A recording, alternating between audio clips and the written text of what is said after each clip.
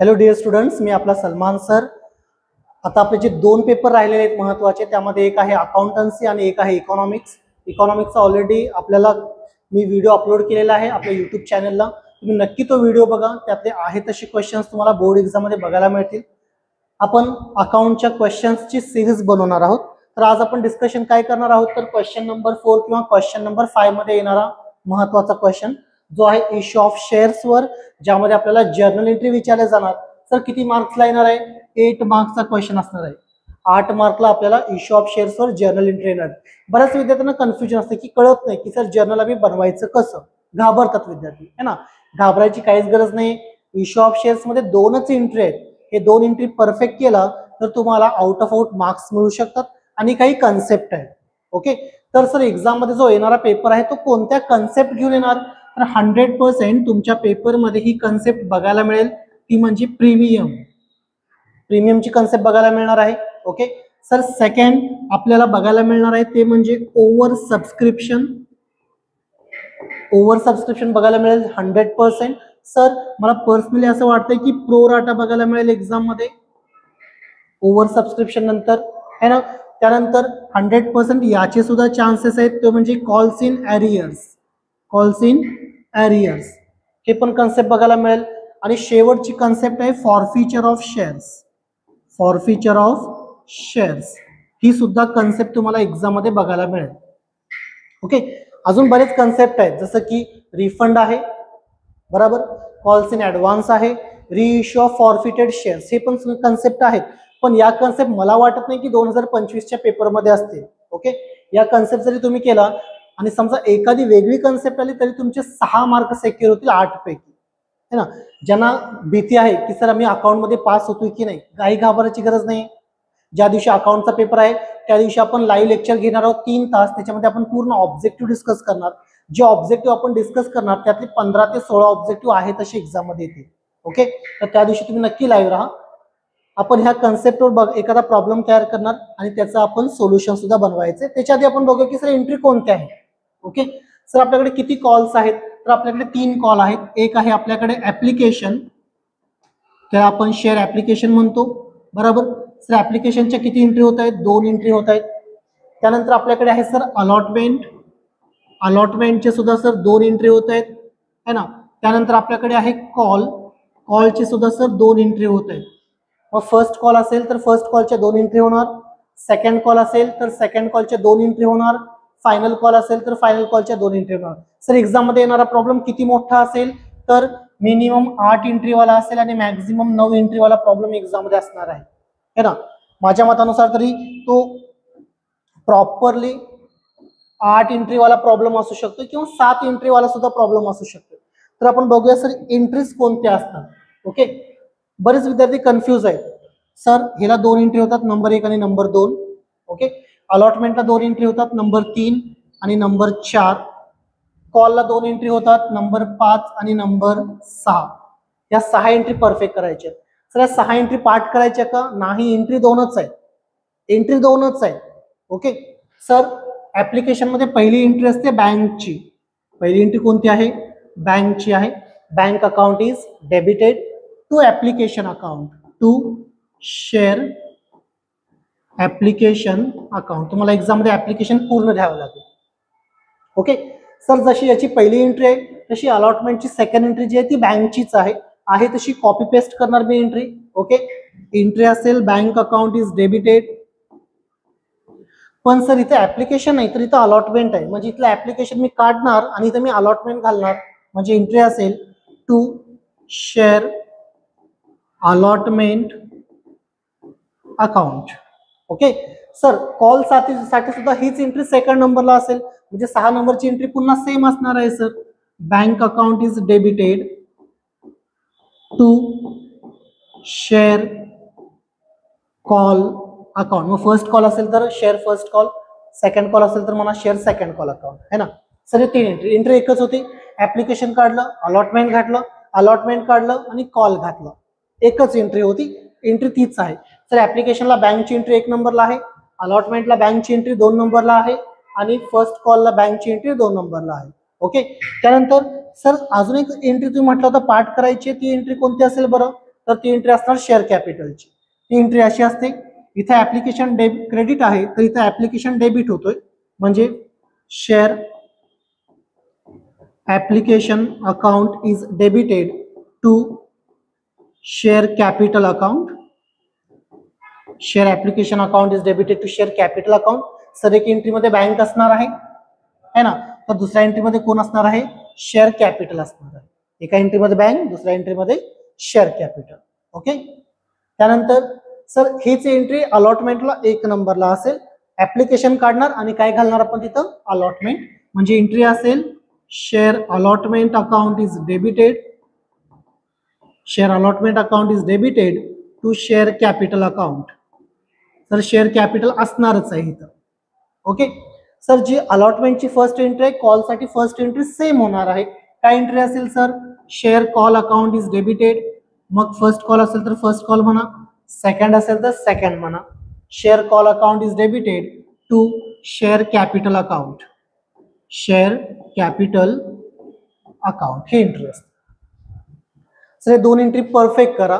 2 entry continue repeated आहेत प्रत्येक content मध्ये. ओके. या 2 एंट्री परफेक्ट केला तर तुमचे 6 मार्क तरी सेक्युअर झाले. बऱ्याच विद्यार्थ्यांना प्रश्न असतोय, सर नॅरेशनचं काय, आम्ही नॅरेशन कसं पाठ करायचंय. नॅरेशन जास्त पाठ करायची गरज नाही. मी विद्यार्थ्यांना माझ्या क्लासच्या नेहमी सांगत आलोय, जिथं जिथं बँक लागतंय, जसं की इथं बँक आहे, या एंट्रीमध्ये बँक आहे, या एंट्रीमध्ये बँक आहे. सर ज्या ज्या एंट्रीमध्ये बँक असते तिथे एक शब्द लावा नॅरेशन मध्ये, तो म्हणजे रेसिव्ह. तो शब्द कोणता असेल, तर तो शब्द असेल रेसिव्ह. ओके. म्हणजे इथं बँक आहे तर इथं मी नॅरेशन लिहितोय, बेइंग स्टार्ट करतोय आपण, बेइंग ऍप्लिकेशन मनी रेसिव्ह. चला तुमचं नॅरेशन डन है ना. मी आपल्या विद्यार्थ्यांना सांगतोय, समजा नंबर ऑफ शेअर्स दिलेले आहेत 10,000 शेअर्स आहेत आणि ऍप्लिकेशनची किंमत 2 आहे, तर पुढे लिहायला सांगतोय being application money received for 10,000 shares for ₹2 each किंवा ₹2 इच. ओके. सर आम्हाला ती झंझट करायची नाही, एवढं लिहिला तरी तुम्हाला 8 पैकी 8च मार्क मिळणार प्रत्येकाला narration. Being application money रेसिव्ह. Okay. मग सर इथं पण आहे ना बँक आहे, इथं पण बँक आहे सर, मग इथं पण तेच लिहायचं आहे, पण ऍप्लिकेशन मनी नाही, तर कोणता मनी असेल, बेइंग अलॉटमेंट मनी रेसिव्ह. शब्द नाही बदलला आपण, बेइंग अलॉटमेंट मनी रेसिव्ह. डन. सर या एंट्रीमध्ये पण बँक आहे, सर इथं काय लिहिणार, तर तुम्ही ठरवू शकताय. इथे लिहिणार आपण being call money रेसिव्ह. First call असेल तर being first call money रेसिव्ह, second call असेल तर being second call money रेसिव्ह. Okay. Narration same. Sir जिथे शेअर कॅपिटल आहे ना, इथं शेअर कॅपिटल आहे, इथं शेअर कॅपिटल आहे. सर इथं काय करायचंय आम्ही, तर इथं नॅरेशन मध्ये एक शब्द आला पाहिजे, तो आहे ड्यू. बेइंग अलॉटमेंट मनी ड्यू, बेइंग अलॉटमेंट मनी ड्यू. बघा नॅरेशन सेम आहे. सर शब्द बदलला ना, बँक आहे रेसिव्ह आलं, कॅपिटल आहे तिथे ड्यू आलं. सर मग इकडे काय येणार, being call money due, being call money due. Done. First call असेल तर sir being first call money due, second असेल तर sir being second call money due. Okay. Sir मग आम्ही इथं ड्यू लिहायचं का, तर इथं पण शेअर कॅपिटल आहे. काहीच समजत नसेल तर लिहून टाका, पेपर चेक करणार एवढा केअरफुली करेल की नाही माहित नाही. ओके. पण इथं शेअर कॅपिटलला शब्द वेगळा लागतोय, तो असतोय ट्रान्सफर. काय असतोय, ट्रान्सफर.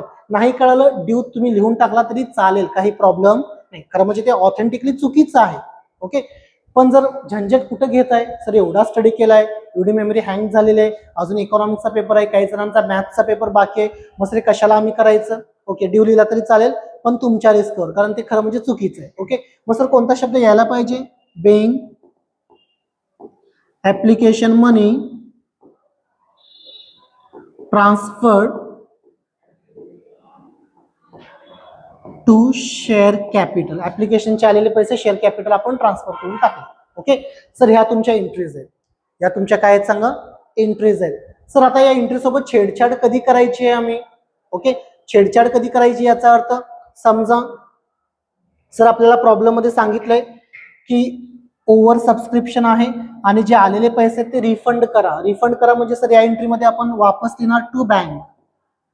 तुम्ही स्क्रीनशॉट काढत चला, प्रत्येक एंट्री मी चेंज करत जाणार. टू बँक अकाउंट हे तुम्हाला लिहावं लागेल, टू बँक अकाउंट. हे कधी रिफंड करा म्हटलं तर एवढा चेंज होईल टू बँक अकाउंट. मी प्रॉब्लेम घेऊन दाखवेन तो तुम्हाला. ओके सर, आम्हाला सांगितलेलं आहे रिफंड नाही करायचंय तर प्रोराटा करायचंय. काय सांगितलंय? प्रोराटा करायचंय. तर सर आम्ही काय करू? मग प्रोराटाला बाळ टू बँक नाही लागणार इथं, तर काय लागणार सर? टू पुढचा कॉल. पुढचा कॉल कोण आहे सर? पुढचा कॉल आहे allotment. To share allotment account हे लागेल. मग सर नॅरेशन मध्ये काय चेंज? काही नाही ना, काहीच करू नका. आणि करायचं असेल तर म्हणा ना, being application money transfer to share capital and excess money refunded. Refund करून टाकला असते तिथं सेंटेन्स, उचला कॉपी पेस्ट करा. Sir being application money transfer to share capital and excess money where pro rata allotment to excess amount लिहा, काही पण problem नाही तुम्हाला. ओके अशा पद्धतीने तो चेंज होईल. प्रीमियम म्हटलंय सर, तुम्ही म्हटलंय प्रीमियम येणार आहे. सर प्रीमियमचा इफेक्ट कुठं होतोय? प्रीमियमचा इफेक्ट अशा एंट्रीमध्ये होतो ज्या एंट्रीमध्ये शेअर कॅपिटल आहे. कोण आहे? Share capital. बराबर शेअर कॅपिटलच्या खाली येणार टू शेअर प्रीमियम किंवा security premium account. Share premium किंवा सेक्युरिटी प्रीमियम अकाउंट हे येणार आहे. सर कॉल्स इन एरियरचा इफेक्ट कुठं होतोय बरं? कॉल्स इन एरियरचा इफेक्ट अशा ठिकाणी होतोय. कॉल्स इन एरियर्स म्हणजे पैसे मागितले मिळाले नाही, मागितले मिळाले नाही, याला कॉल्स इन एरियर्स म्हणणार. ओके सर अशा एंट्रीमध्ये इफेक्ट करायचा ज्या एंट्रीमध्ये बँक आहे आणि बँकच्या सोबत करायचा. आणि माझं नॉलेज तर असं सांगतंय की लास्ट कॉलमध्ये किंवा फर्स्ट कॉलमध्ये कॉल्स इन एरियर्स आलेले असतील. मग जिथं बँक तिथं कॉल्स इन एरियर्स म्हणजे काय करणार सर? इथं आपण म्हणणार calls in arrears account is also debited. Calls in arrears account is also debited. हा तुमचा ऍक्च्युअल मध्ये 6 एंट्रीचा प्रॉब्लेम आहे. ओके सर एक एंट्री फॉर फीचरची असते, ती मी तुम्हाला ऍक्च्युअल मध्ये प्रॉब्लेम मध्ये दाखवेन. आता आपण बघूया की सर एक्सपेक्टेड प्रॉब्लेम कसा आहे, हे मी माझ्या ओन रिस्कवर देत आहे. ओके ज्या विद्यार्थ्यांना सर मला फक्त या टॉपिक मध्ये 8 नको आहेत, मला या टॉपिक मध्ये 5 ते 6 मार्क पाहिजेत, त्यांनी एवढंच करा या टॉपिकचं. बाकी पुस्तक ओपन जरी नाही केला तरी तुम्हाला 5-6 मार्क मिळतील ह्या एका प्रॉब्लेम. ओके आणि आउट ऑफ आउट पाहिजे असेल हे तरी कराच, प्लस तुमच्या पुस्तकामध्ये दिलेले प्रॉब्लेम सुद्धा तुम्ही परफेक्ट करा. आपण प्रॉब्लेम बनवूया की सर प्रॉब्लेम एक्झॅक्ट येणार कसा त्या पद्धतीने. ओके एखाद्या कंपनीचं नाव दिलेलं असते, समजा असं म्हटलेलं आहे Pritam limited issued 10,000 shares. Okay Pritam limited ही कंपनी आहे ज्या कंपनीने 10,000 शेअर्स इश्यू केलेले आहेत ऑफ ₹10 इच. त्या प्रत्येक शेअरची किंमत 10 रुपये आहे. ओके पुढे म्हणतात payable at ₹12 per share. Sir 10 रुपयाचा शेअर आहे बरोबर आहे, पण तो पेएबल करताना कसा पेएबल करायचा ठरलाय की 12 रुपयाला पेएबल करायचा ठरलाय. मग या 12 रुपयाचं बायफिकेशन करतात, डिवायडेशन करतात. कशा कशामध्ये करतात सर? ऍप्लिकेशन, अलॉटमेंट मध्ये किती, फर्स्ट कॉल मध्ये किती, आणि मी सेकंड कॉल एक घेतो आहे ना. मला वाटत नाही की सेकंड कॉल येईल, सेकंड कॉल नाही येणार असं मला पर्सनली वाटतंय. 7 एंट्रीचा प्रॉब्लेम ठरलेला आहे आय थिंक यावर्षी बोर्ड एक्झाम मध्ये. तरी सुद्धा 12 रुपयाचं बायफिकेशन करायचंय. ऍप्लिकेशन 3 रुपये, अलॉटमेंट 6 रुपये, 9 रुपये झाले. फर्स्ट कॉल 2 रुपये, सेकंड कॉल 1 रुपये. परफेक्ट करून घ्या हा प्रॉब्लेम. 5 ते 6 मार्क तुम्हाला सहज मिळतील है ना. 3 आणि 6 9 10 11 12 रुपये झालेले आहेत. ओके पुन्हा खाली दिलं जात आहे सर प्रॉब्लेम मध्ये 2 रुपयाचं प्रीमियम आहे ना. 10 रुपयाचा शेअर 12 रुपयाला विकला, मग 2 रुपयाचं प्रीमियम आलं. सर मग इथं नाही सांगितलं एक्झाम मध्ये, सांगितलं तर वेल अँड गुड, नाही सांगितलं तर अज्युम करावं लागेल की 2 रुपयाचं प्रीमियम याच्यामध्ये इन्क्लूड आहे है ना. 2 रुपीज प्रीमियम, प्रीमियम याच्यामध्ये इन्क्लूड आहे, तुम्हाला अज्युम करावं लागेल. सर नाही सांगितलं तर, सांगितलं तर वेल अँड गुड, काहीच प्रॉब्लेम नाहीये. ओके मग पुढे सांगतात की पब्लिक अप्लाइड पब्लिकने किती शेअर साठी अप्लाइड केलं सर? समजा 10,000 तर नो इश्यू, 10,000 न मल्टिप्लाय करा. समजा सर प्रॉब्लेम मध्ये म्हटलं 8,000.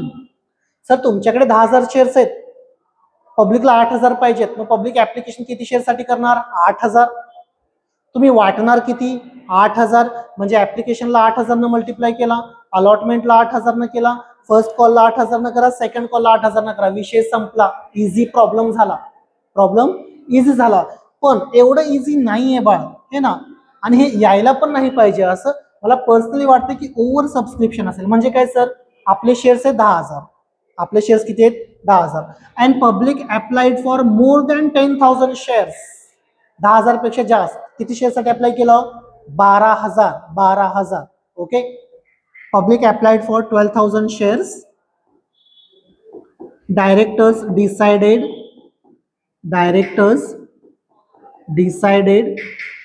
to make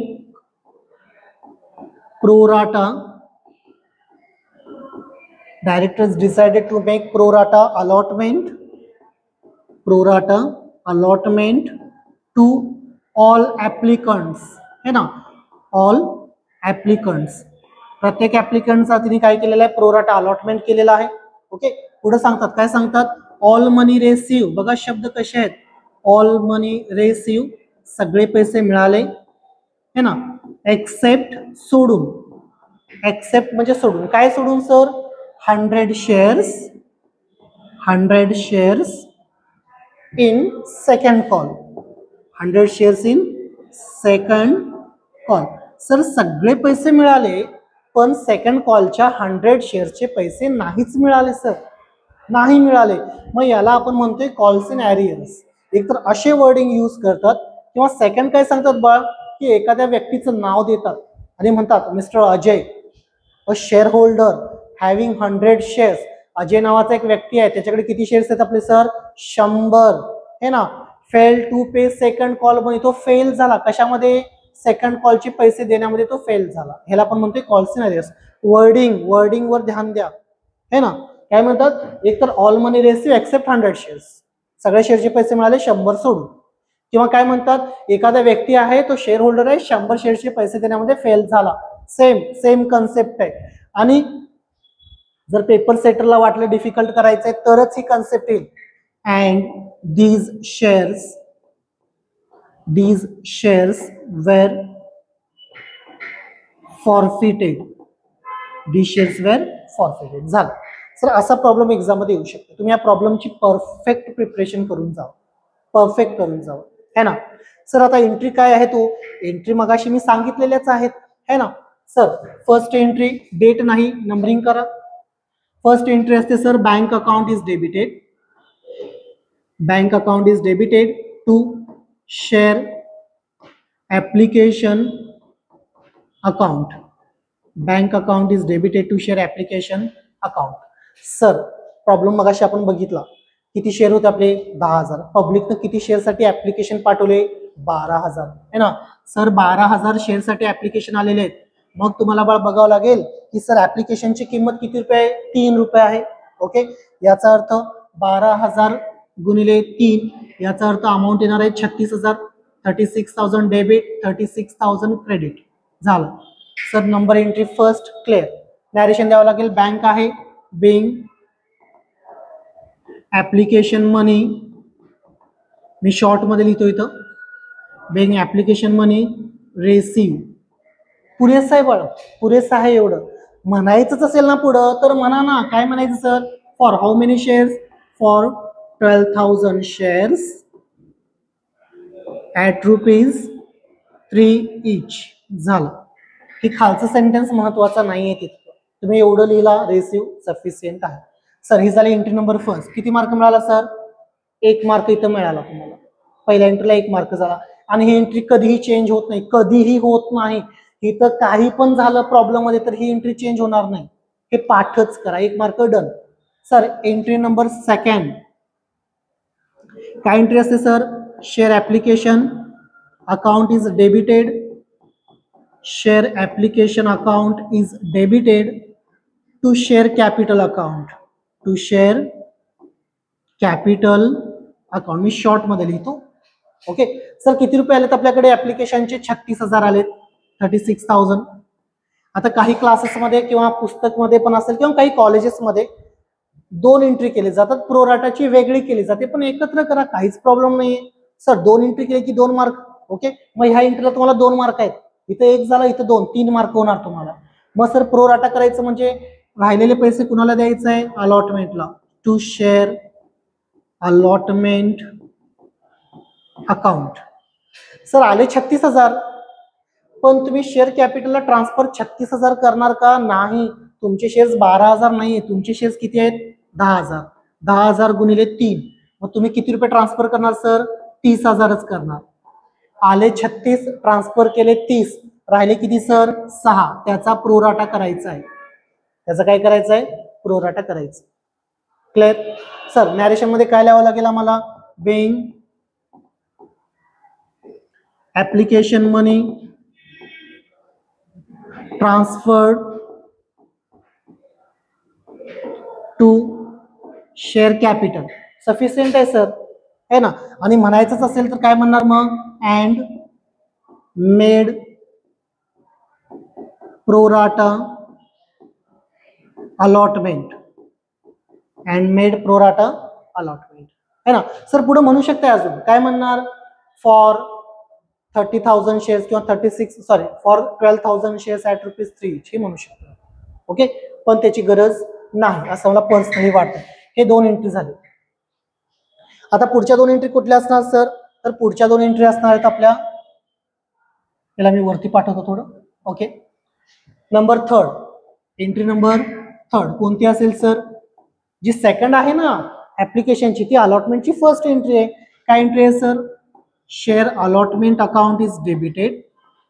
share allotment account is debited to share capital account. To share capital account. Okay sir, आले होते 12,000 पण तुम्ही दिला किती? 10,000. सर आम्ही 10,000च दिले शेअर्स. ओके, बघावं लागेल सर अलॉटमेंटची किंमत किती रुपये आहे? 6 रुपये. त्याच्यामध्ये 2 रुपयाचं प्रीमियम. सर प्रीमियम आहे, शेअर कॅपिटलच्या खाली म्हणावं लागेल share premium account. Share premium account. किती किंमत आहे सर? 6 रुपये. 10,000 गुणिले 6, 60,000 रुपये आले. पण सर 10,000 मागे 2 रुपये प्रमाणे प्रीमियम आहे, म्हणजे प्रीमियम किती रुपयेचं आलं? Just a minute. Okay sir, premium किती रुपयेचं आलं? 20,000चं प्रीमियम. ओके, 60,000 वजा 20,000 राहिले किती? 40,000. हे जाणार शेअर कॅपिटलला. या एंट्रीमध्ये सर शेअर कॅपिटल आहे म्हणजे नॅरेशन मध्ये कोणता शब्द येणार? ड्यू. बेइंग अलॉटमेंट मनी ड्यू, है ना? अँड किंवा विथ आहे प्रीमियम म्हणून प्रीमियम म्हणायचं. With premium. Done. Entry done झाली सर. सर किती मार्क झाले? 3 एंट्रीला 4 मार्क झाले. 3 एंट्रीला 4 मार्क आहे ना, कारण सेकंड कॉल मे बी येणार नाही त्या हिशोबाने शिकवायला. Sir entry number 4. सर काय एंट्री असते? आता पैसे मिळणार. Bank account is debited to share allotment account. To share allotment account. Okay sir, किती रुपये मिळालं पाहिजे अलॉटमेंट मधून? 60,000. किती मिळालं पाहिजे? 60,000. मग सर 60,000 मिळणार नाही तुम्हाला का? ऑलरेडी प्रोराटा झालाय ना. किती रुपये एक्स्ट्रा आहेत तुमच्याकडं? 6,000 एक्स्ट्रा आहेत, म्हणजे सर 60 नाही मिळणार. 60 वजा 6 तुम्हाला मिळणार 54,000. 54,000 डेबिटला आणि 54,000 क्रेडिटला. डन. सर नॅरेशन मध्ये काय येणार? इथं बँक आहे म्हणजे नॅरेशन मध्ये शब्द येणार रेसिव्ह. बेइंग अलॉटमेंट मनी रेसिव्ह. म्हणायचं असेल तर म्हणा पुढं. काय म्हणायचं?